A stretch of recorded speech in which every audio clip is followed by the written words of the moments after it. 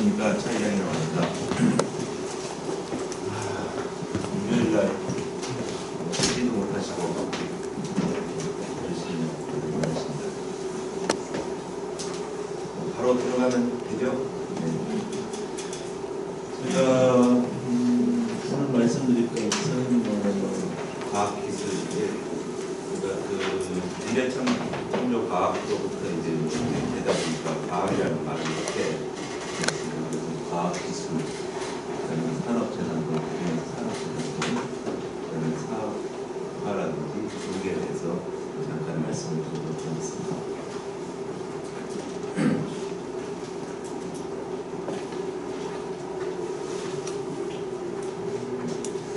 저는 특허법인 로얄에 근무를 하고 있고요.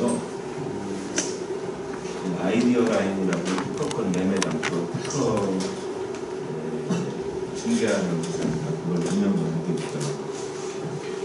2009년도에 기술거래사하고 기술거래사에 보여준 2013년도에 했습니다. 그다음에 제일 밑에 쪽에 보면은 이제 작년에 자기발전 로드맵이라는 책을 냈는데 거기에 한 8명이 공저를 해서 책을 냈습니다. 그래서 제가 운영하는 특허권 매매 장터 저거 창업 과정에 대해서 좀 저 책에서 약간 언급을 해놨습니다. 오늘 이제 말씀을 들어보니까 기술 이전이라든지 이런 쪽에 일들을 앞으로 많이 하실 그런 분들을 갖고 저쪽에 대한 얘기를 드리도록 하겠습니다.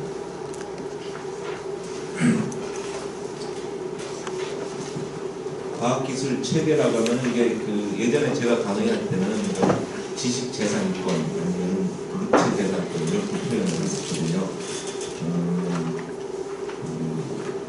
재산권에는 유형으로 된 재산권이 있죠. 이 건물이라든지 아니면 아파트라든지 땅이라든지 이런 거는 유형의 재산인데 그렇지 않고 무형의 재산, 그거를 물체재산권이라고 하고 그 다음에 지식재산권이라고 하고 그 다음에 과학기술이라고 할 수 있습니다.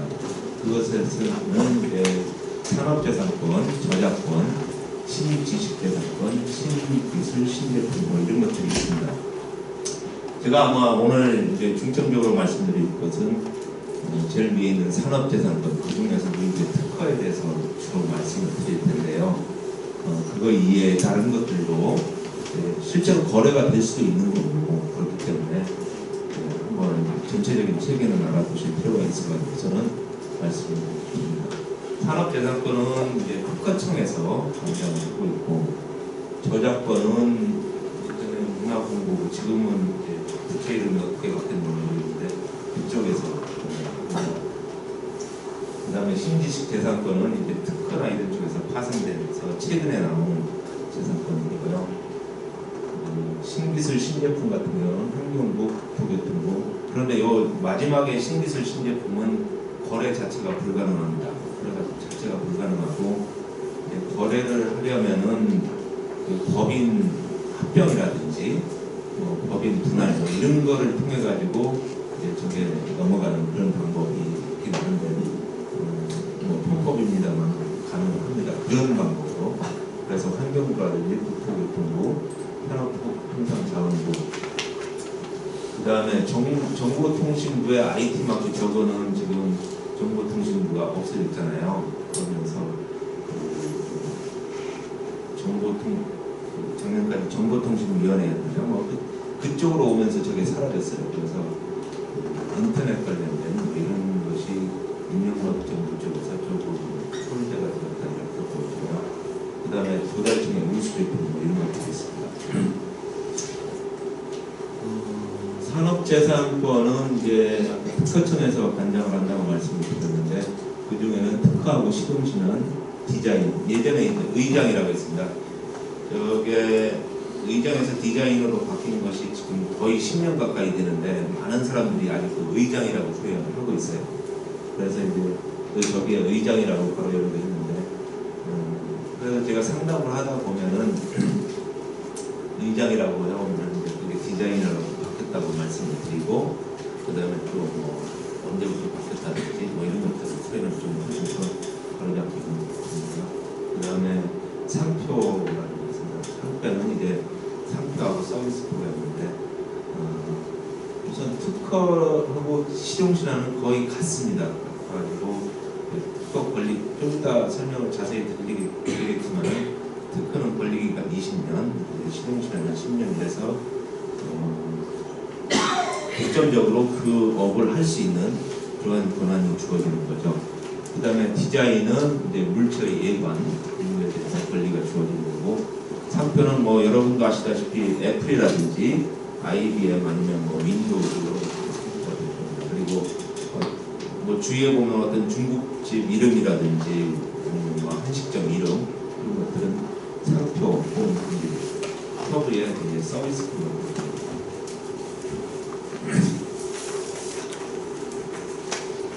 권리 기간을 잠깐 보면요, 특허는 20년, 실용신안은 10년, 디자인은 15년, 상표는 10년인데 이제 계속 갱신이 가능합니다. 그래서 아마 여러분들이 추후에 이제 그 대학이라든지 아니면 뭐 어떤 연구기관에 어떤 특허나 이런 것들을 이제 이전을 하려고 한다라고 하면은 거의 대부분 특허 쪽만 해당이 될 거예요. 나머지 디자인도 가끔 있기는 합니다만은 그렇게 많지는 않고, 상표는 이제 대학이나 이런 데서 상표를 개발을 해서 팔거나 이런 것들을 모르겠어요. 나중에는 어떻게 될지 모르겠는데 현재는 별로 없는 것 같습니다. 그래서 이제 저 권리 기간을 자세히 알고 있어야 그 권리 기간 안에만 거래가 가능하고, 그 기간 넘어서 많은 이제 보면은 발명자들이 자기 권리가 소멸됐음에도 불구하고, 소멸되는 건 여러 가지 방법이 있거든요. 그 권리 기간이 끝나가 있어는 소멸되는 방법도 있고, 이제 연차료라는 것을 이제 특허청에 매년 납부를 해야 됩니다. 그래야 특허가 살아있는데 그거를 납부하지 않아가지고 소멸될 수도 있고, 그 이외에 뭐 무효심판이라든지 이런 거에 의해서 특허가 무효가 돼가지고 소멸될 수도 있는데, 그거 소멸됐는데도 거래를 해달라고 이렇게 하는 사람들이 있습니다. 그렇기 때문에 권리 기간이 언제까지인지, 그리고 특허청의 등록원부라는 걸 해보면 다 나옵니다. 아마 많은 분들이 특허하고 실용신안은 다르고, 어떤 거는 특허고 어떤 거는 실용신안이다 이렇게 생각하시는 분들이 있을 텐데요. 좀 전에 앞에서 특허는 권리기간이 20년이고 실용은 10년이라고 말씀드렸는데, 그것 차이 이해는 별로 없습니다. 그 특허청에서도 이제 일반인들한테 교육을 시킬 때 특허랑 실용신안이랑 이제 다르다고 얘기를 하거든요. 그런데 이제 우리가 똑같은 거 가지고, 예를 들어서 뭐 이거 제조 방법에 대해서 가지고 이제 이건 좀 다릅니다. 그 제조 방법 같은 건 특허의 대상이 될 수가 없거든요. 그런데 어떤 뭐 이 물건, 어떤 물건이 있을 때 그 물건을 이제 특허로 추론하는 것하고 실용신안으로 추론하는 것 두 가지 방법이 있겠죠. 그런데 그렇게 했을 때 특허청에서 이제 진보성, 즉 이게 과연 종래기술로부터 진보했는지를 보는 진보성을 보는 게 특허나 실용신안이랑 똑같습니다. 제가 지금까지 이제 특허도 출원을 해보고 이제 실용신안도 출원을 해보고 이랬는데, 항상 특허가 되면 실용신안도 되고, 거꾸로 실용신안이 안 되면은 특허도 안 되고 이랬는데, 딱 한 번 특허가 안 됐는데 실용신안이 된 적이 있습니다. 이제 그러면은 이제 여러분께서 반문하시겠죠.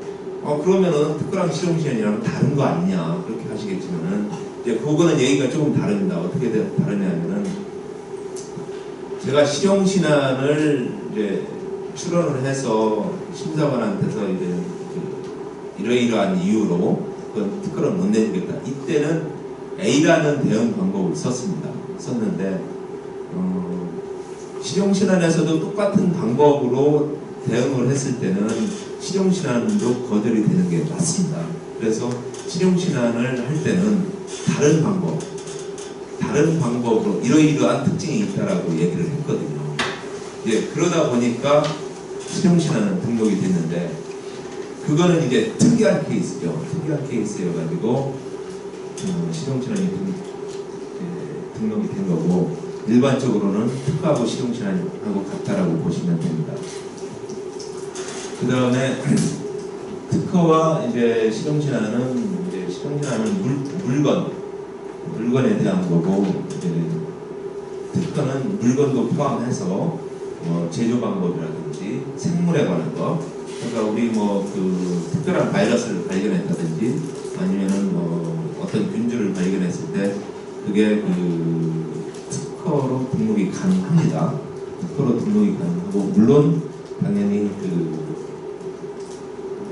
거래도 가능하겠죠. 그 다음에 어떤 화학물질에 관한 거, 아니면 제약에 관한 거, 이런 것들은 이제 특허밖에 안 됩니다. 실용신문이 안 되죠. 그 다음에 권리기간 20년하고 10년 차이고요. 그 다음에 여러분들이 이제 거래를 하시다가, 저도 저번에 한번 실수를 한 적이 있는데요. 1999년부터 2006년 9월 30일까지 출원된 실용신화는 그때는 심사를 하지 않고 먼저 등록을 해줬습니다. 특허청에서요. 등록을 먼저 해주고, 나중에 기술평가라는 걸 해가지고 그 등록을 유지할 건지 아니면은 등록을 취소할 건지 이런 걸 결정을 했습니다.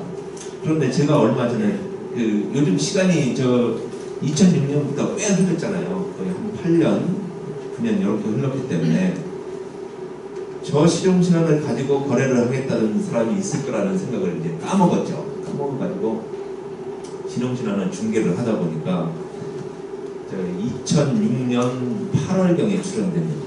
그래가지고는 등록을 받았어요. 선등록을 받고 기술평가가 이루어지지 않은 거예요. 그런데 이제 거래를 했습니다. 했는데 그것이 이제 매수한 사람이 클레임을 제기를 한다든지 아니면 어쨌든 못 사겠다라고 했을 때 나중에 거의 제가 물어줘야 될 그런 상황이 되었거든요. 근데 그래서 이제 2006년 9월 30일까지 출원된 건들은 기술평가가 되었는지 그거를 조금 이제 자세히 살펴보고 거래를 진행하시는 게 좋을 것 같습니다.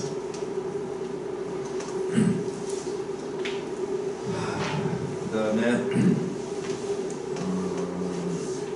특허라든지 실용신화, 이거 앞으로는 이제 특허라고 통일을 하겠습니다.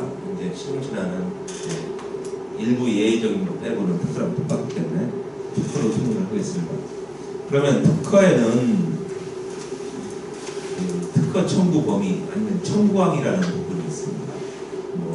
배우신 분이 많으실 거고, 그런데 그거를 어떻게 해석을 할 것이냐, 특허 청구항을 해석을 어떻게 하느냐에 따라서 권리 범위가 넓을 수도 있고 좁을 수도 있거든요. 그리고 요 이후에 이제 컵이라는 걸 가지고 과연 어떻게 넓으냐 이거를 좀 예시를 드릴 텐데요. 그거를 이제 청구항을 어떻게 해석하느냐부터 어떤 것이 과연 넓은 거냐 이런 것들을 한번 말씀을 드리도록 하겠습니다. 청구항을 살펴보면 청구항 1 이렇게 되어 있습니다. 1하고 어떻게 뭐라고 막 써져 있는데 그게 A라고 치죠. A라고 쳤을 때 이제 청구항 2에는 보통 어떻게 써져 있냐면 제1항에 있어서 B 이렇게 되어 있습니다. 그 다음에 청구항 3항은 이제 제1항 또는 제2항에 있어서 C 이렇게 기재가 되어 있거든요. 그러니까 어떻게 기재된 내용을 A, B, C라고 표현을 한 겁니다. 그러면은 청구항 1은 이제 보통 독립항이라고 할 때 요 밑에 보면은 제1항에 있어서 아니면 제1항 또는 2항에 있어서 이런 인용하는 문구가 없을 때 그걸 독립항이라고 하고, 나머지 인용하는 문구가 있을 때 이걸 종속항이라고 합니다. 그러면은 이제 이 독립항은 그냥 A, 이게 그냥 A인 겁니다. A로 해석이 되고, 청구항 2를 보면은 제1항에 있어서 B였잖아요. 요거는 어떻게 해석이 되냐면은 A 플러스 B가 됩니다. 그러니까 이 뒤에 나올 건데 1항이 컵이고 2항이 1항에 있어서 손잡이가 하나 있는 것, 이렇게 했다라고 하면은 이항은 뭐냐면은 손잡이가 하나 있는 컵, 이게 이항의 내용입니다. 그런데 이제 많은 분들이, 뭐 일반인들이겠죠. 일반인들이 이건 B라고 되어 있으니까 그냥 B야. 그러니까 B가 포함된 거는 다 우리 권리, 이렇게 해석을 하는 경우가 있습니다. 그게 아니고 이 앞에 인용한 거 그거를 가져다가 더해서 이제 그게 요 청구항 2의 내용입니다. 그 다음에 청구항 3을 보면은 뭐 제1항 또는 제2항에 있어서 이렇게 되어 있죠. 이걸 그대로 이 앞에 거 제1항을 가져오면 A를 가져와서 A 플러스 C가 됩니다. 또는 요 2항을 가져오죠. A 플러스 B 플러스 C, 이렇게 해석이 됩니다. 그리고 청구항 4는 3항에 있었으니까 이걸 그대로 다 가져오고 거기다가 D를 더하면 됩니다.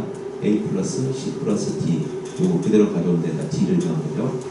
그 다음에 A 플러스 B 플러스 C 플러스 D, 요게 청구항 4의 내용입니다. 기술 거래를 하실 때 이 청구항이 해석이 안 되면은 거래를 하기가 상당히 어려운 측면이 있습니다. 왜냐하면은 만약에 그 기술을 살려고 하는 사람이 청구항 3에 C라고 되어 있으니까 이제 그 여기서는 간단하게 C라고 표현이 되어 있지만은 실제로 이제 청구항을 읽다 보면은 C인지 뭔지 힘들거든요. 그러면은 이게 우리 권리냐라고 했을 때 그게 아니고 저 앞에 있는 거를 다 더해가지고서는 그게 당신이 이걸 산다면 당신의 권리가 될 겁니다. 이렇게 얘기를 해줘야 되는데 그게 아니고 그냥 C가 이게 당신의 권리가 될 겁니다. 이렇게 하면은 나중에 프레임이 들어올 수가 있죠. 그렇기 때문에 이제 청구항을 해석하는 것을 잘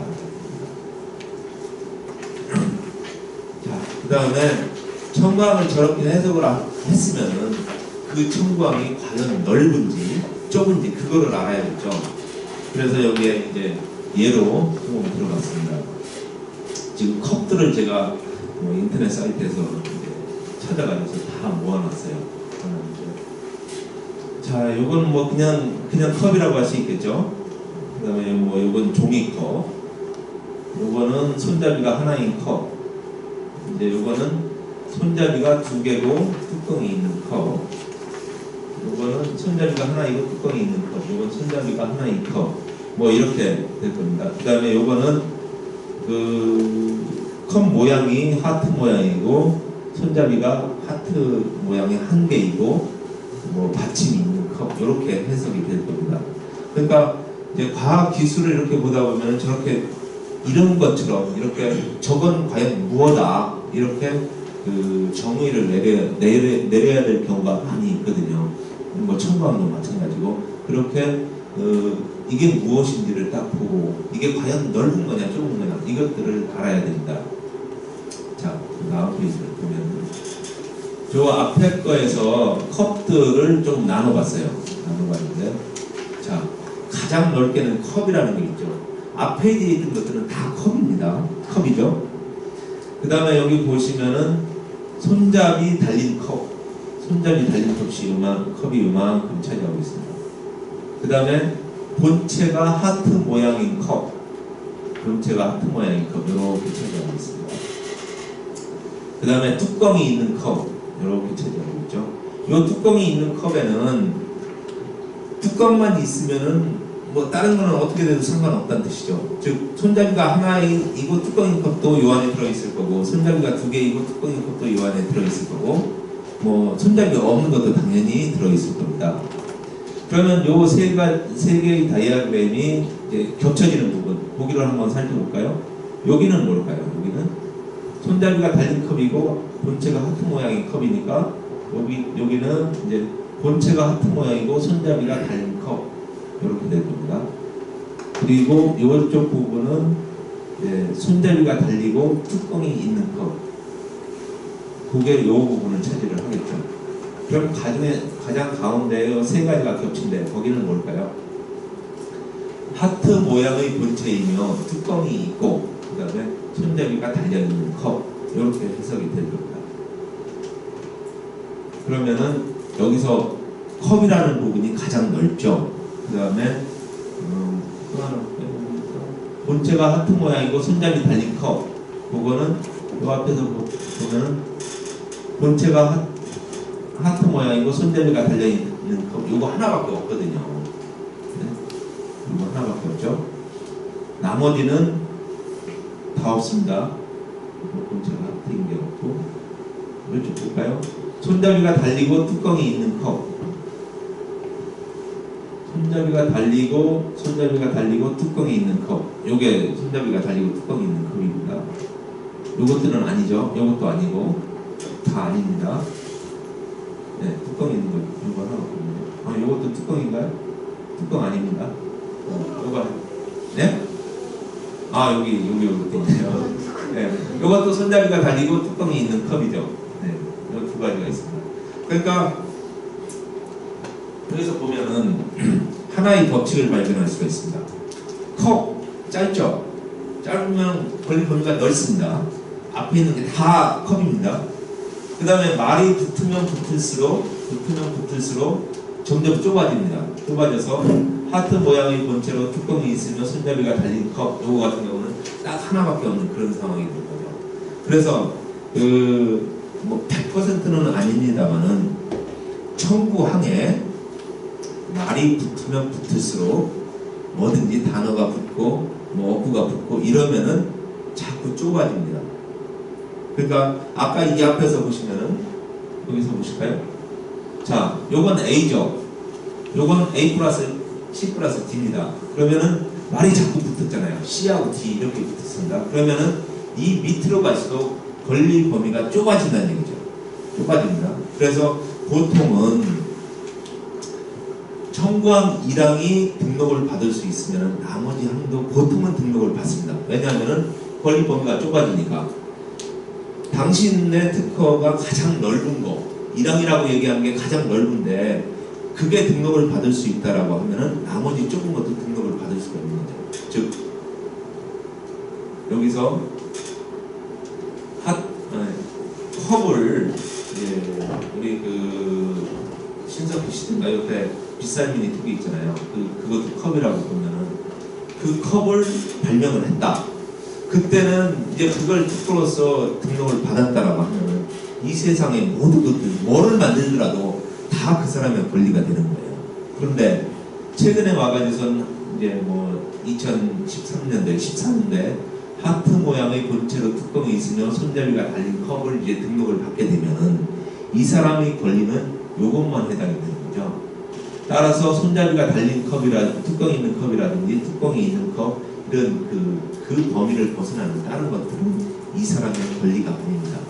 그래서 보통 보면은 우리가 1990년대 아니면은 2000년대 초반 이때만 해도 발명을 해서 등록을 받으면 좀 넓은 것들이 많이 등록이 됐습니다. 그런데 2000년도 들어서면서 인터넷이 이제 폭발적으로 늘고 하면서 그때 당시 2000년도만 해도 우리가 1년에 한국에서 출원되는 것만 해도 6만 건 특허로 기준으로 했을 때 한 6만 건 요 정도밖에 안 됐습니다.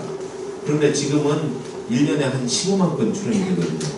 그러면 그게 뭐 1990년대도 이제 조금씩 있다가 2000년대 폭발적으로 많이 늘고 그게 10년, 20년 계속 쌓이니까 종래 기술들이 엄청 많아진 거죠. 종래 기술들이 뭐 이런 것들도 누가 출원을 했고 이런 것들도 출원을 하다 보니까 나는 이렇게 조금 거밖에 출원을 못하는 그런 상황이 되는 거예요. 그러다 보니까 이제 최근에는 특허 출원해서 등록을 받았을 때 권리 범위가 좁은 것들이 대부분인데 단지 생물이나 화학, 뭐 의학, 뭐 이런 쪽은 조금 얘기가 달라요. 그런 쪽은 어떤 하나의 길밖에 없거든요. 예를 들어서 어떤 바이러스를 내가 찾아냈다라고 해서 그거 하나밖에 없잖아요. 그거 하나밖에 없고 그것과 유사한 게 있기가 쉽지가 않거든요. 그러니까 어떤 속이라든지 뭐 이런 쪽으로 간다면 또 모르겠는데 아니면은 뭐죠? 의약, 약품, 어떤 약품을 내가 개발을 했다라고 할 때 그거는 그거 하나밖에 없는 거죠. 그 구성이 그거 하나밖에 없는 거예요. 거기서 뭔가 하나가 조금 달라진다. 이렇게 되면은 전혀 다른 효과를 나타내잖아요. 그렇기 때문에 의학이라든지 그 생물 아니면은 뭐 이런 화학 이런 쪽은 조금 얘기가 다릅니다만은 일반적인 우리가 눈에 보이는 것들 있잖아요. 뭐 책상이라든지 카메라라든지 뭐 이런 것들은 대부분 이 범주 내에 들어갑니다. 그래서 최근에 이런 쪽으로 출원해서 등록을 받았을 때는 권리 범위가 좁다. 그런 생각을 하시고요. 아마 제가 아까 듣기로 이제 생명공학이라든지 생물 뭐 이런 쪽에 이제 관련돼서 하시는 것 같은데 그런 쪽은 이제 권리 범위가 상당히 넓으니까요. 왜냐하면은 넓다기보다는 그거 하나밖에 없기 때문에 넓은 겁니다. 그렇기 때문에 이쪽은 아마 기술 거래를 하시는데 상당히 뭐 다른 쪽보다 더 좋지 않냐 뭐 이렇게 생각이 약간 듭니다.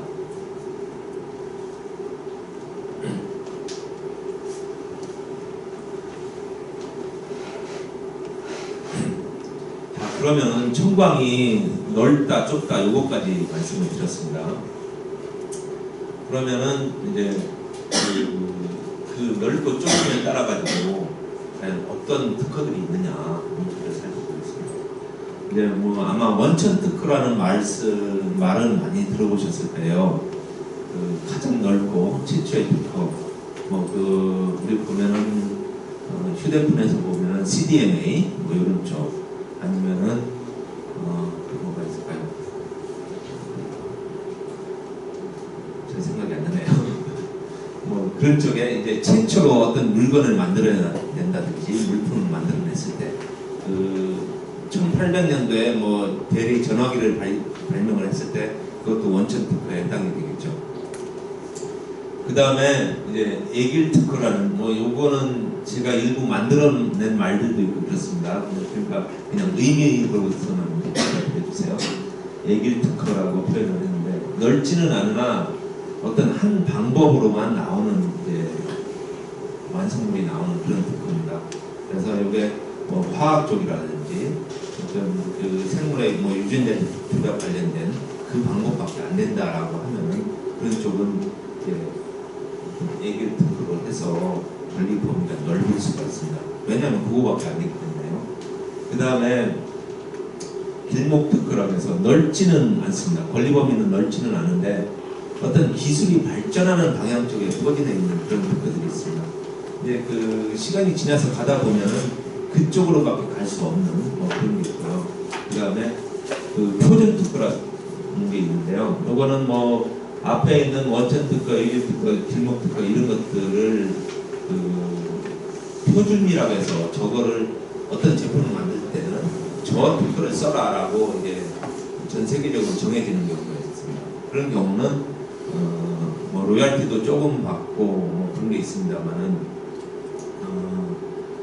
제가 기억하고 있는 것 중에 하나가 예전에 비디오 있죠. 비디오 테이프 관련돼서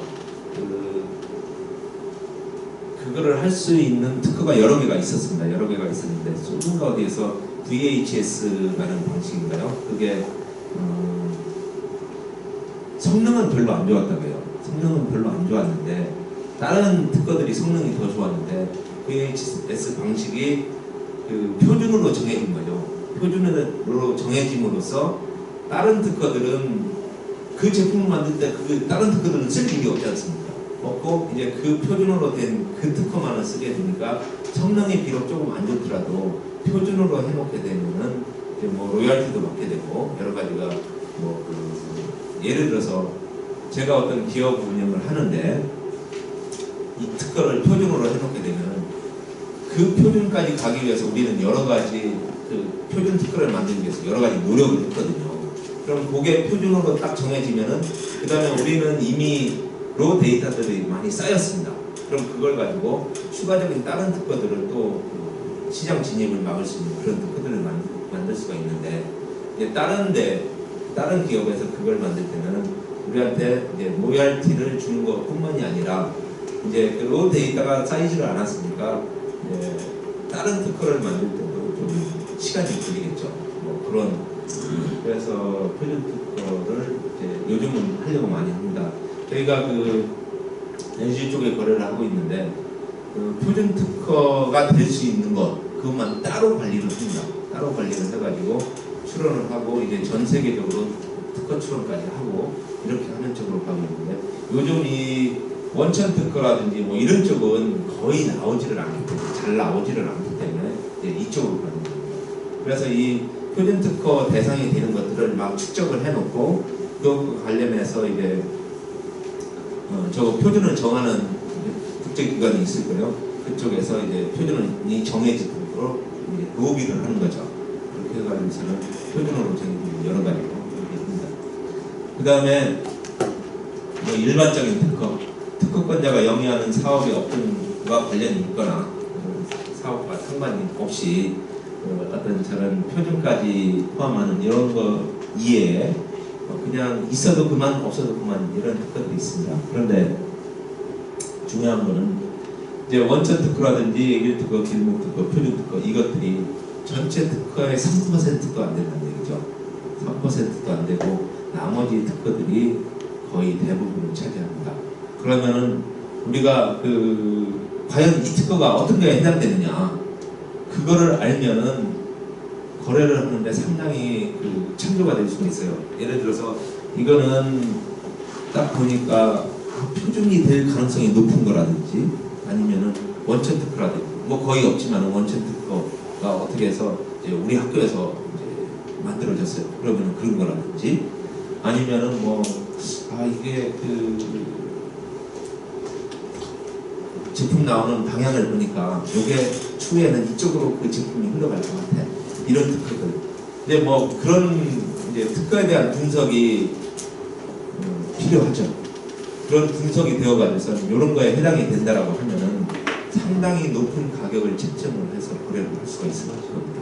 그런데 그렇지 않고 뭐 권리 범위가 아주 좁고 뭐 이런 거라고 하면은 값을 많이 받기가 쉽지가 않죠. 그래서 그런 어떤 특허에 대한 분석이 모르겠어요. 여기 있는 분들 아니면 소위 변리사들도 제대로 분석하는 사람들이 많지를 않거든요. 그리고 어떤 학교에서도 생산되는 특허들이 너무 많다 보니까 그걸 일일이 분석을 해가지고 어떤 판매를 하려고 하거나 뭐 그러지 인력 문제라든지 뭐 그런 것 때문에 잘 못하고 있는 것 같은데 뭐 추후에는 이런 것이 분석이 돼가지고 아마 가격이 매겨져 가지고서는 거래가 되지 않을까 그런 생각을 봅니다. 질문이. 네. 그러면 저런 특허가 기술개발자가 낼 때부터 신청을 하는 거예요? 아니면 누군가가 이 특허는 여기에 해당된다 하고 이렇게 정해주는 거예요? 아무도 정해주는 사람은 없습니다. 그러면 본인이 내 특허는 표준 특허다라고 별도로 신청을 해야 되는 거예요? 아니요, 저게 어떤 명칭이 저렇게 있는 게 아니고 특허들이 이렇게 뭐 100건이 있을 때 그 중에서 어떤 하나는 권리 범위가 엄청 넓기 때문에 원천 특허에 될 거고 어떤 하나는 뭐 국제기관에서 이 제품을 만들 때는 이 특허를 써라 라고 정해지면 이제 그게 이제 표준 특허가 될 거고 그렇지 않고 뭐 아무것도 아니다 그러면 이제 일반 특허 상관없는 그런 특허가 되겠죠. 그러니까 저거를 분류를 해서 그거에 맞게 가격을 책정을 해서 하고 있는 데가 없어요.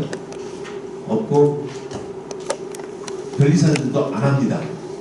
돈이 돼야죠. 그 다음에 특허청에서도 저거는 넓은 특허다, 뭐 좁은 특허다, 아니면 무슨 특허다 이런 거 분류를 안 합니다. 그냥 심사를 해서 이거는 특허가 된다, 안 된다 이것만 하는 게 특허청이거든요. 그래서 이제 제가 말씀드리는 거는 뭐냐면은 저런 쪽에 분류를 해가지고 이거는 그러니까 살려고 하는 사람한테 어필을 할 수가 있다는 얘기죠. 이거는 이러이러한 이유로 이렇게 넓기 때문에 당신이 사갔을 때 뭐 물론 권리 범위가 넓으면요 무효될 확률도 그만큼 또 넓어집니다. 높아집니다. 높아지는 이제 단점이 약간 있긴 한데 그렇게 이제 권리 범위가 넓다 아니면 어떻다 이제 이 기술 방향을 볼 때 이제 요거를 사가면은 당신네들이 이제 여기에서 잘할 수 있을 거다 이런 어필을 해줌으로써 뭐 1억에 팔 수 있는 거 2억 3억 불러도 사갈 수 있다는 얘기죠. 네, 그런 의미에서 말씀을 드린 겁니다. 넘어가겠습니다.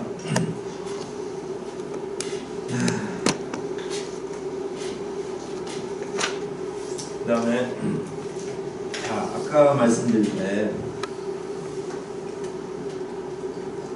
청구항 말씀드릴 때 1항이 A였잖아요. A였는데 그 A라는 것이 왜 중요하냐면은 내가 A라는 토크를 가지고 있을 때 다른 사람이 A 플러스 B라는 거를 실시를 하면 그게 이제 내 특허를 침해를 하는 거거든요. 침해를 하면은 뭐 형사상 고소를 할 수도 있고 민사상 손해배상 청구라든지 아니면 뭐 가압류 가처분 뭐 이런 것들을 다 할 수가 있습니다. 그러면은 그 특허가 내 특허가 A일 때 그게 과연 저 사람이 하는 게 침해가 되느냐 안 되느냐 이것들을 알아야 뭐 고소를 하든지 뭐 재판을 청구를 하든지 할 거 아닙니까? 그래서 이제 침해란 과연 무엇이냐 그거에 대해서 생각하겠습니다. 여기 보시면은 특허 청구항이 그 아까 뭐 A라고 돼서 그 컵이라는 거는 뭐 BC 몇 년 뭐 BC 몇백 년 전부터 있었으니까 그걸 우리 권리로 하기는 어렵고 그러면은 이제 손잡이가 2개인 컵 지금 손잡이 2개 있는 컵 보셨나요 혹시? 아마 아까 그 뽀로로 나온 그게 그 어린이용으로서 아마 있는 것 같아요. 그거를 뭐 물론 손잡이가 하나인 게 있을 때 손잡이가 2개인 게 특허를 받기는 어렵습니다. 거의 어려운데 어쨌든 간에 그거를 내가 권리로 받았다라고 치죠. 특허 권리는 특허로서 받아서 손잡이가 2개인 컵 이게 이제 특허 청구항입니다. 그랬을 때 다른 사람이 똑같이 A 플러스 B를 하면 당연히 침해가 되겠죠. 이거는 누구나 압니다. 누구나 아는데 모르는 사람들도 또 여기 있어요. 왜냐하면은 이게 그 A 플러스 B 이렇게 확정적으로 되어 있지 않습니다. 청구항이 이렇게 확정적으로 되어 있지 않고 막 여러 말들이 막 써 있지 않습니까? 그러다 보니까 과연 이게 같은 거냐? 그래서 거의 같은데도 불구하고 다르다라고 느끼는 사람도 있고 특히나 이제 발명자들은 자기 거랑 똑같지 않으면 다르다라고 생각을 합니다. 그리고 A 플러스 B 플러스 C 요거는 하트 모양의 손잡이가 2개인 컵 요렇게 제가 만들어 봤습니다. 이미지로. 그러니까 요 손잡이가 하트 모양으로 바뀐 거죠. 요게 과연 내 특허를 침해를 하느냐 요거를 봤을 때 이것도 손잡이가 2개인 컵 맞죠? 맞습니다. 손잡이가 2개인 컵입니다. 여기 하트 모양은 그냥 달려있을 뿐이에요. 손잡이가 2개인 컵이니까 내 특허를 침해를 하는 겁니다. 그 다음에 상대방은 이렇게 주장을 할 것 같아요. 요 제품을 만들고 있는 사람 같은 경우는 당신네 거는 뚜껑이 없는데 내 거는 뚜껑이 있다. 뚜껑이 있기 때문에 침해가 아니다. 라고 주장을 할 겁니다. 그런데 내 청구함에 손잡이가 2개인 컵이라고 되어 있는데 당신 것도 손잡이가 2개입니다. 따라서 침해입니다. 이렇게 하면 끝납니다. 그냥. 물론 일반인들은 계속 우길 거예요. 내 거는 그 뚜껑이 있기 때문에 침해가 아니다. 이렇게 우길 건데 이렇게 해석이 됩니다. 즉 특허 청구항에 있는 거를 그대로 하고 무언가 다른 것이 붙은 거, 다른 말이 무언가 붙은 거. 여기 같은 경우는 손잡이 뚜껑이 붙었죠. 여기는 하트 모양이라는 말이 붙습니다. 이런 경우에는 다 침해입니다. 그래서 내 청구항에 있는 거랑 똑같이 하는 거라든지 무언가를 더해가지고 하는 것들은 다 침해다. 그 다음에 침해가 아닌 거 이런 거 있죠. 하트 모양이고 손잡이가 1개인 컵. 요거를 누가 만들면서 나는 침해가 아닙니다 하면 그냥 내가 깨갱 해야 됩니다. 왜냐면은 손잡이가 2개가 아니잖아요. 하트 모양은 맞는데 컵이 맞고 손잡이가 2개인데 여기는 손잡이가 하나밖에 없거든요. 따라서 질문이 있어요. 예. 지금 제가 컵 하나, 손잡이 하나짜리 컵을 내면 어떻게 해요? 지금 되는 거예요? 거의 안 된다라고. 왜냐하면은 이제 아까도 이제 제가 전제로 말씀드렸을 때 손잡이가 하나 있을 때 하나 있는 컵이 있다고 했을 때 손잡이 2개인 게 특허로 받기는 어렵습니다라고 전제를 약간 깔았거든요. 마찬가지로 손잡이 2개 있는 데서 하나를 떼어내는 거는 이제 손쉽거든요. 그러니까 특허청에서는 업자, 즉 이거를 만드는 사람이 그 손쉽게 할 수 있는 것은 특허를 내주지 않습니다. 즉 종래 기술에 똑같은 게 없다라고 하더라도 기존에 있는 것들로부터 그냥 손쉽게, 그러니까 그 부분이 약간 주관적이에요.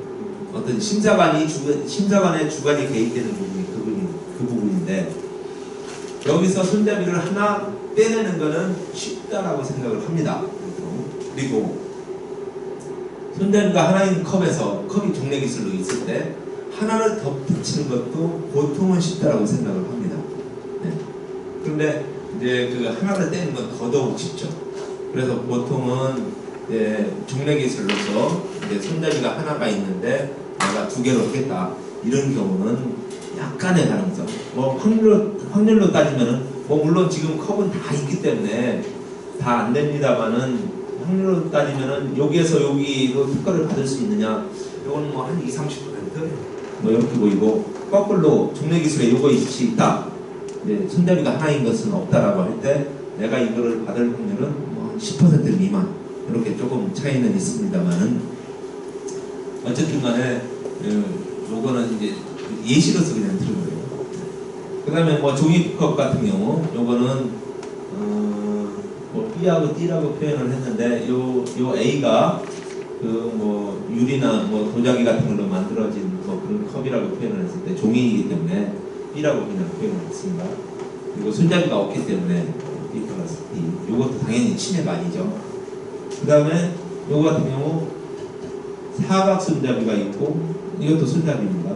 뚜껑이 있죠. 그런데 요거는 손잡이가 두 개가 아니기 때문에 침해가 아니거든요. 뭐 그런 상황이 되고요. 자, 그러면은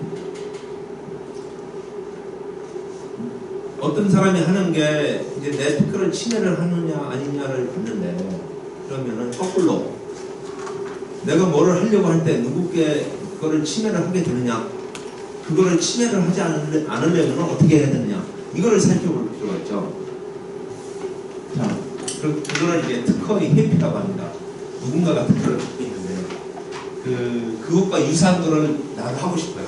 나도 똑같은, 아니면은 고객들한테는 똑같아 보이는 그런 사업을 하고 싶어. 그런 경우에 이제 그 특허를 회피해서 어떻게 할 거냐. 뭐 물론 실무에 들어가가지고는 그 청구항 살펴보고 내가 하려고 하는 게 무엇이냐, 이렇게 하면은 상당히 복잡하게 들어가야 됩니다. 그런데 여기에서는 간단하게 해놨는데, 어쨌든 기본적인 개념만 이제 숙지를 하시라는 부분을 해놨습니다. 아까 거랑 거꾸로 그럽니다. 타인의 청구항이 A 플러스 B일 때 이렇게 하거나 이렇게 하거나 이렇게 하는 것이 침해라고 했죠. 얘네는 이 특허를 피해가지를 못하는 겁니다. 그러면은 어떻게 하면은 피해갈 수 있을까? 손잡이를 하나 만들면 되죠. 이렇게 손잡이를 하나 만들거나 손잡이를 없애면 됩니다.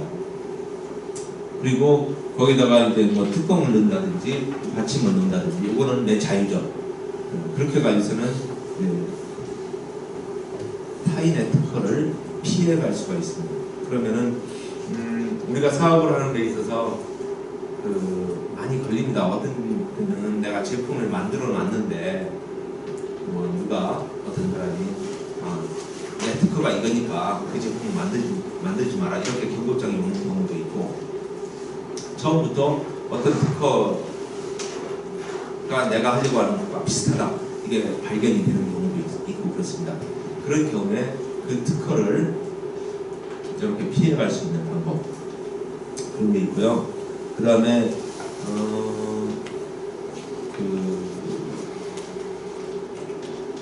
내가 특허를 갖고 있을 때 그거를 이제 형사 고소를 한다든지 손해배상 청구를 할 때는 그거를 보통은 경고장이라는 걸 보내서 알리거든요.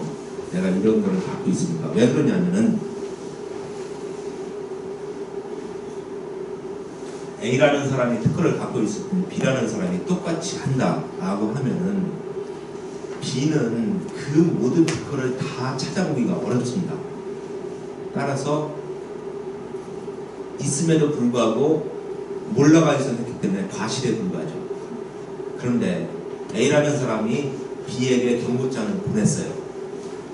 보냈으면은 저 적어도 그 이후부터 하는 거는 이 사람이 경고장을 보냈음에도 불구하고 계속 하고 있는 거잖아요. 그러면 이 사람은 고의로 하고 있는 거예요. 형사적으로 따져볼 때는 어떤 잘못을 뭐 법을 위반한 잘못을 과실로 했느냐 고의로 했느냐는 엄청나게 차이가 있습니다.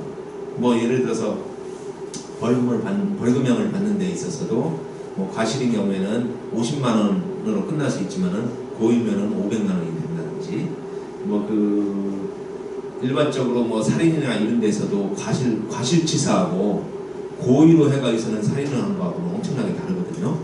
과실로 했을 때는 뭐 한 7, 8년 요거밖에 안 살 수도 있어요. 어떤 경우는 뭐 3년 징역형밖에 안 사는데 고의로 그랬다. 뭐 미리 준비를 해가지고 어떤 살해할 준비를 하고 뭐 이렇게 하면서 그 뭐 계획서까지 다 짜가지고 이게 증명이 되면은 뭐 20년 이렇게 받거든요. 그러니까 고의냐 과실이냐에 따라서 많이 다른데 그거를 내가 특허권자라고 할 때 다른 사람이 만들고 있는 거를 고의로 그렇게 하는 걸로 했을 때 죄가 더 커지기 때문에 먼저 경고장을 보냅니다. 보통은. 물론 안 보낼 수도 있어요. 안 보내고 바로 고소를 할 수도 있는데 고의로 만들기 위해서 경고장을 먼저 보내고 그 이후에 되는 것들은 다 고의다 라고 경찰에 가서 주장을 하면은 통합니다. 당연히 내가 알린 증거가 있잖아요. 증거가 있기 때문에 통하고 그러면은 죄가 더 무거워집니다. 그렇기 때문에 일반적으로 이제 경고장을 보내는데 내가 사업을 할 때 그런 경고장을 누구한테서 받았다. 그러면은 과연 이걸 계속 만들 거냐? 아니면은 뭐 회피해서 갈 거냐? 아니면 그냥 포기를 할 거냐? 그런 것들을 따져봐야 되잖아요. 그런 거를 따질 때 이제 그 회피를 할 수 있느냐 이게 상당히 중요한 거죠. 그래서 네.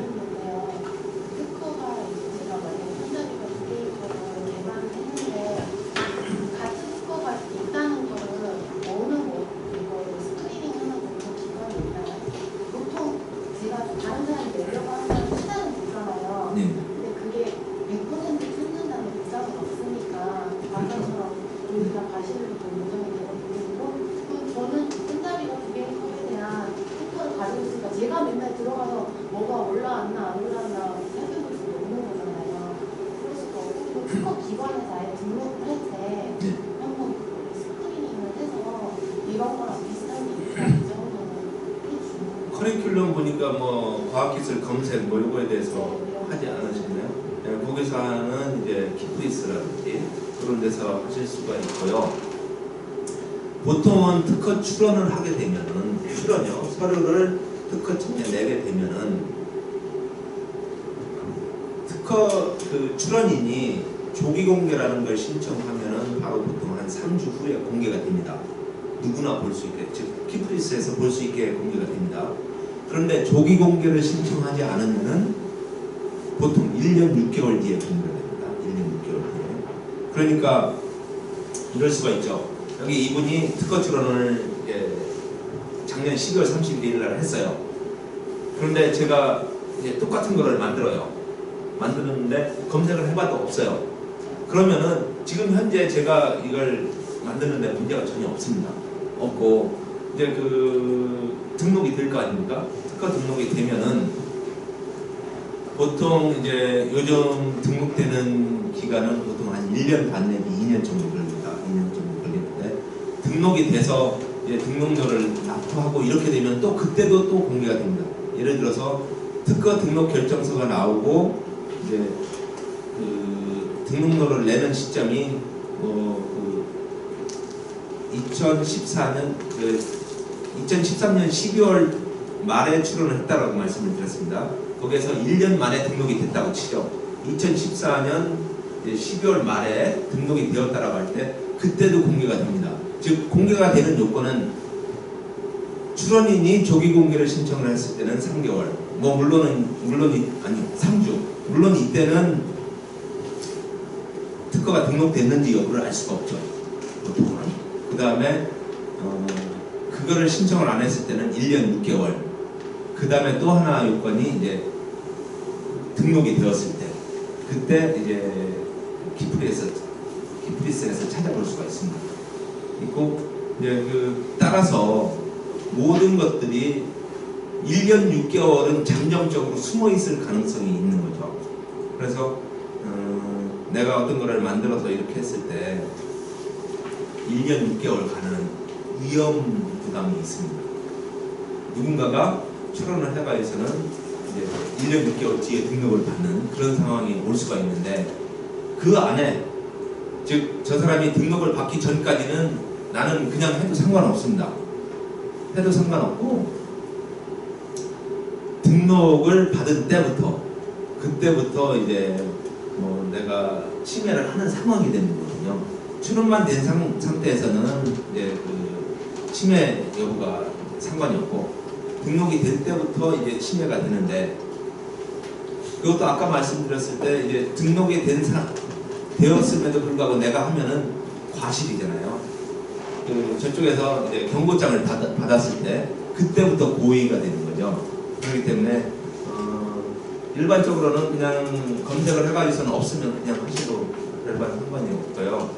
그런 경고장을 받았을 때는 심각하게 고민을 해봐야 되는 거죠. 해봐야 되고, 또 이런 경우도 있어요. 이분이 조기공개를 신청을 해놓고 저한테 경고장을 보냈어요. 그러면은 어떻게 되냐면은 하지 말라고 경고장을 보냈겠죠. 그러면은 여러 가지로 고민을 해야 됩니다. 고민을 해서 이걸 그대로 해야 될지, 아니면 어떻게 바꿔갈지, 아니면 저 특허 출원한 게 등록이 제대로 될지, 과연 등록이 되면 어디까지가 등록이 될지, 이것들을 고민을 많이 해야 돼요. 그것도 분석하기도 상당히 어렵습니다. 어려운데, 그런 경고장을 저한테 보냈음에도 불구하고 저는 계속 할 수는 있어요. 하는데 형사상 제재는 받지를 않습니다. 받지는 않는데, 만약에 12월 31일 날 저 특허가 등록이 됐어요. 등록이 되었을 때 저는 경고장을 받은 날짜로부터 등록될 때까지 부분에 대해서는 보상금을 줘야 되는 이유가 있어요. 그러니까 뭔가 등록이 된다라고 하면은 그 이전에 이제 경고장 받을 때부터 그때 거에 대해서 돈을 내야 되는 거예요. 그런 게 있고요. 어쨌든 그런 사업을 하는 데 있어서 이제 검색을 했는데 없다라고 하면은 그다지 큰 문제는 안 되는데, 그래도 제가 이제 상담을 하면서 말씀드리는 것 중에 하나가, 어쨌든 이걸 만들어서 팔겠다라고 하면은 특허 출원을 가급적이면 해놓고 하는 게 좋습니다라고 말씀을 드리거든요. 왜냐하면은 우리가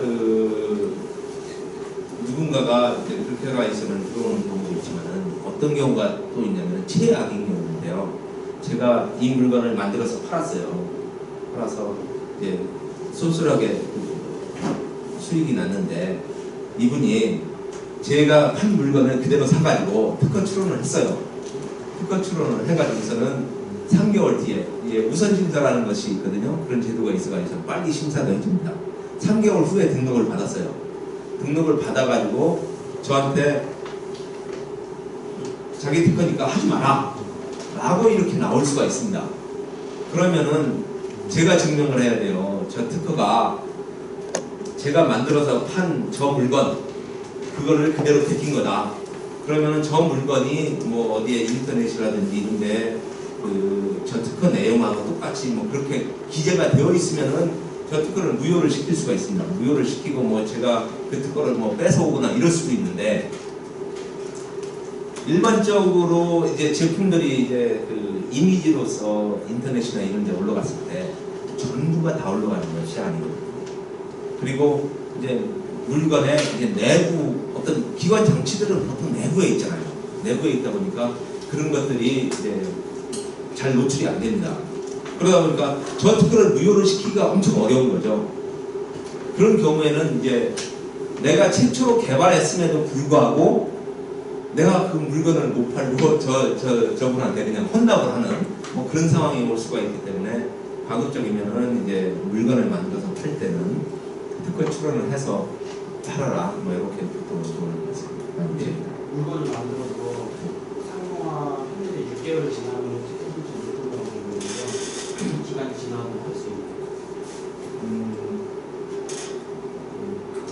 예, 그게 바뀌었습니다. 그 언제죠? 한미 FTA가 먼저 있었죠. 한 몇 년 전에 있었는데 한미 FTA 되면서 여러 가지가 바뀐 부분들이 많아요. 우선 제가 기억하기로 저작권이 보통 이제 저작자 사후 50년까지 보장이 됐었거든요. 저작권이 인정이 됐었는데 한미 FTA 되면서 그게 저작자 사후 70년까지로 늘어났고요. 그 다음에 특허 같은 경우 이제 공개가 된 이후에 그 전까지는 6개월 안에는 이제 예전 명칭으로는 이제 신규성 의제라고 했고 이제 그것이 신규성 상실 예외 규정이라고 그렇게 얘기를 했거든요. 그러니까 신규라는 건 뭐냐면은 이 특허를 출원하기 전에 이 특허를 출원한 것이 과거에 똑같은 게 있었느냐 없었느냐. 과거에 똑같은 게 있었으면 신규성을 상실한 거고 없었으면 신규성이 있는 거거든요. 그런데 예전에도 이제 공개를 했음에도 불구하고 6개월 안에는 자기가 자발적으로 아니면 누구한테 도용을 당해서 그렇게 공개가 된 경우는 6개월 안에 출원하면서 그 출원서에 이러이러한 이유로 어디에 어떻게 기재가 되어 있고 이런 것들을 적어가지고 하면은 그것과 관련해서는 신규성이 상실됐다고 보지 않게 이렇게 했었습니다. 그게 6개월이었어요 예전에. 그런데 한미 FTA 되면서 그게 1년으로 늘어났습니다. 예, 그래가지고 예를 들어서 제가 이걸 만들어서 팔았어요. 팔았는데 이제 여기 뭐 블로그라든지 카페라든지 이런 데도 많이 올라갔겠죠. 요게 뭐 그냥 눈에 잘 보이는 이런 음료가 아니고 뭐 그냥 물건이라고 치고요. 그게 올라가 있을 때 자발적으로 올리지 않고 이제 타인에 의해서 올라가는 경우는 이게 조건이 있거든요. 출원할 때 공개된 것들을 전부 해야 돼요. 예를 들어가지고 제가 뭐 논문 발표를 했다라고 하면 그거 한 건으로 딱 끝나잖아요. 그런데 제가 막 팔았어요. 팔았으면 여기 있는 분들이 다 사가지고 자기 블로그에 막 올리고 이랬어요. 그러면 그렇게 올린 것이 과연 그렇게 올린 것들을 과연 내가 다 출원서에 적을 수 있을까? 그건 좀 어려운 문제거든요. 그런데 어쨌든 간에 다 적었다라고 칠 때는 그 1년 기간, 1년 안에 이제 출원을 하면은 신규성 상실 예외 적용을 해가지고는 이제 등록이 될 수가 있는데 여기에 문제점이 있습니다. 왜냐면은 특히나 어떤 교수님들 뭐를 만들어 가지고 논문 발표라든지 아니면 논문 발표를 하기 전에 어떤 강연이라든지 이런 데서 발표도 하고 하잖아요. 그러면은 그것만 딱 있으면 상관이 없어요. 그런데 황 교수님 강의를 제가 들었어요. 들었는데 뭐를 개발하셨대요. 그래가지고 듣고서 저거 괜찮을 것 같아. 그래가지고는 그 다음날 제가 뭐랑 똑같이 해가지고는 적어가지고는 특허 출원을 했습니다. 그리고 3개월 뒤에 황 교수님이 2014년 1월 1일에 내가 발표를 했다라고 하면서 신규성 의제 주장을 하면서 출원을 하셨어요. 그런데 저는 1월 2일 날 출원을 했고 황 교수님은 이제 3월 31일 날 출원을 했겠죠. 그러니까 이제 날짜는 이제 선후관계만 말씀을 드리는 거예요. 그렇게 됐을 때 과연 어떻게 될 거냐?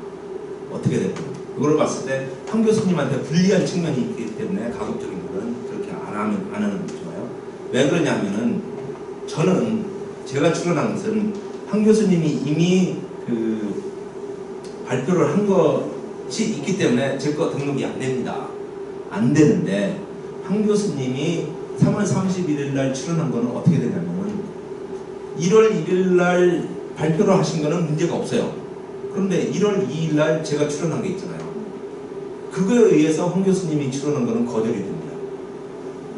그렇기 때문에 신규성 의제, 신규성 상실 예외 규정이라는 거를 그것이 있기는 하지만 그 기간은 1년이지만은 가급적이면은 이용을 안 하고 그걸 활용을 안 하고 이제 뭐를 개발을 했을 때는 특허 출원을 먼저 하고 그 다음에 논문 발표도 하고 뭐 이렇게 하는 것이 가장 좋습니다. 그래서 그 많은 교수님들이 가끔 그런 이제 실수를 하셔가지고 뭐 물론 그렇다고 해서 이제 저 같은 사람 저처럼 그렇게 그걸 듣고서는 이제 도용을 해서 이제 출연하는 사람이 거의 있지는 않은데 그런 법적으로는 이제 그것이 당연히 문제가 됩니다. 그래서 혹시 여러분들이 뭐 대학이나 이렇게 가셔가지고 그런 상황에 부딪히게 되면은 그쪽 특허 출연을 먼저 하십시오. 뭐 이렇게 말씀을 드리는 게 좋을 것 같아요. 넘어가겠습니다.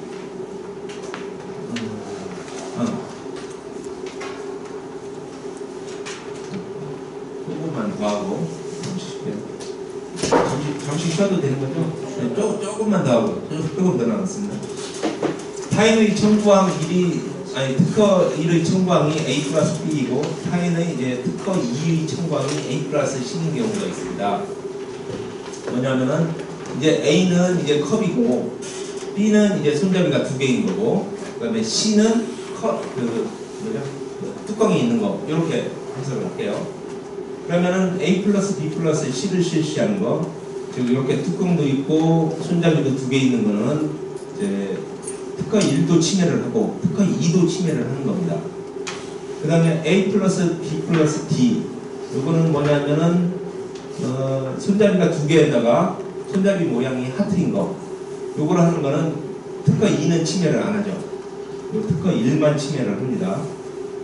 그 다음에 A 플러스 D 이건 뭐냐면은 손잡이 모양이 하트이고 뭐 본체 모양도 하트이고 컵 받침이 있는 거 뭐 이런데 요 같은 경우는 손잡이가 2개가 아니지 않습니까? 그래서 침해가 아니고 뚜껑이 있지도 않지 않습니까?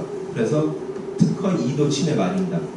그 다음에 뭐 B 플러스 C는 이제 뭐 컵이 아닌 뭐 이런 건데 예시가 없습니다. 그 다음에 예. 기초적인 문제인데 제가 만약에 저기서 표현을 컵이라고 하려고 모양은 같은데 네.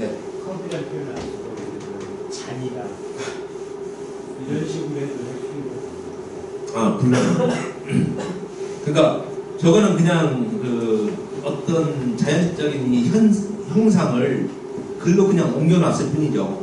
그런 걸로 되어 있는 건 다 컵이라고 되는 거죠. 그래서 이제 예전에 비싼 그것도 컵이라고 볼 수 있는 거고 어쨌든 간에 우리가 물을 따라 먹을 수 있는 이런 형태로 되어 있다라고 하면 다 컵이라고 해석이. 그러니까 침해하는 입장에서는 나는 컵이 아니고 잔이다 아니면 뭐 다른 거다라고 주장을 하겠지만은 이제 이쪽에서는 특허권자 입장에서는 그것도 컵이다 라고 주장을 할 거고 누구 말이 먹히냐면은 심판부나 뭐 특허법원에서는 이 사람은 특허권자 말이 먹힙니다. 네, 그렇기 때문에 이제 그런 어떤 용어를 조금 변형을 해가지고서는 해피를 하겠다. 요거는 조금 어려운 그런 식으로 있습니다.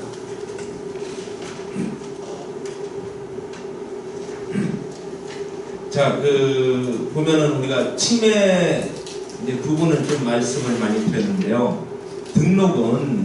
등록하고 침해하고는 많이 다릅니다. 등록이라는 건 뭐냐면은 내가 특허 출원을 해서 특허청으로부터 특허를 받는 게 이제 등록이고요.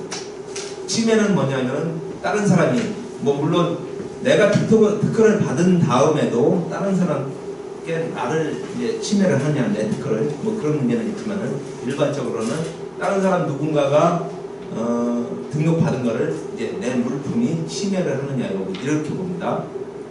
그래서 상담을 하다 보면 많은 분들이 내 거 등록 안 된다며 그럼 만들지 않아도 만들지 못하는 거냐 이렇게 질문을 한다든지 아니면 침해가 아니라며 그럼 내 거 등록되는 거 아니냐 이렇게 질문을 많이 합니다. 즉 특허랑 침해랑 등록이랑 완전히 다름에도 불구하고 이제 그거를 같다라고 생각을 많이 해요. 그래서 여기에서는 그게 어떻게 다른지 그런 것들을 보겠습니다. 특허 등록은 공지 공용의 종래 기술, 즉 내가 출원하기 전에 있던 기술이죠. 전 세계적인 자료 그것과 내가 출원한 거에 있는 청구항을 비교를